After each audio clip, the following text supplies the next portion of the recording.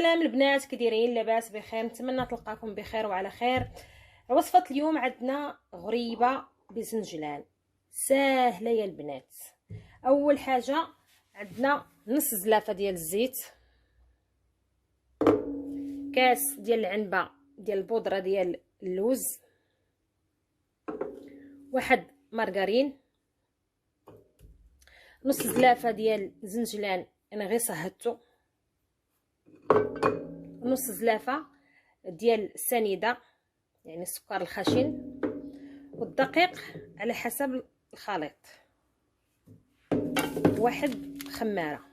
نبداو بسم الله على بركه الله. اول حاجه غادي نبداو بالزبده، الزبده تكون على حراره المطبخ البنات. مارغرين، بسم الله.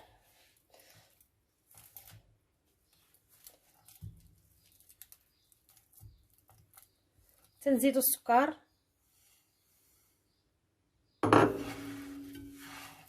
كتعود لينا واحد الكوماج بما دابت لينا كاع داك الزبده مع السنيده.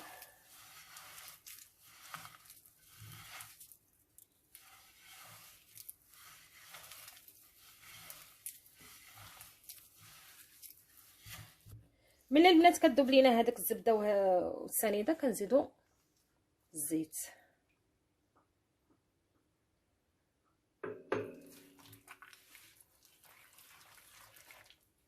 تنبداو نخلطو بحال هكايا.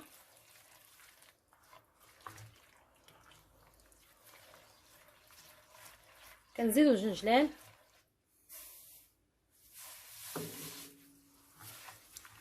ساهله البنات. انا راه كنجيب لكم على الحاجه الساهله والاقتصاديه، هذه راه ما فيها لا بيض لا والو البنات.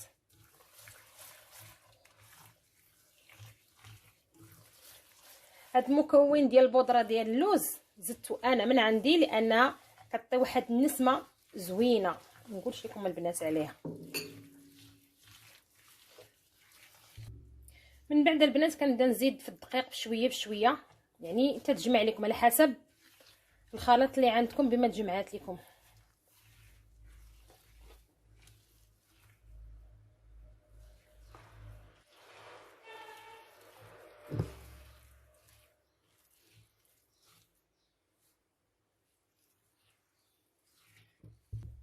ملي كنبدا نخلط البنات كنزيد هذاك هي الخميره ديال 15 غرام،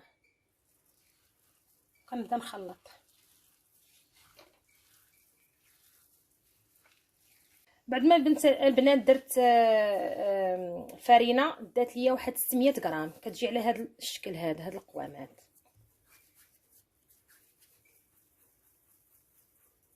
كتعود دايره بحال هكايا.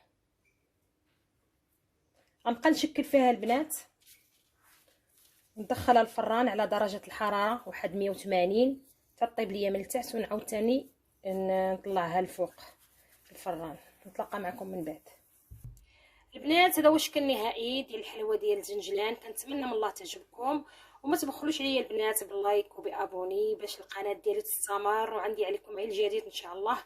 والسلام عليكم في المره الجايه ان شاء الله.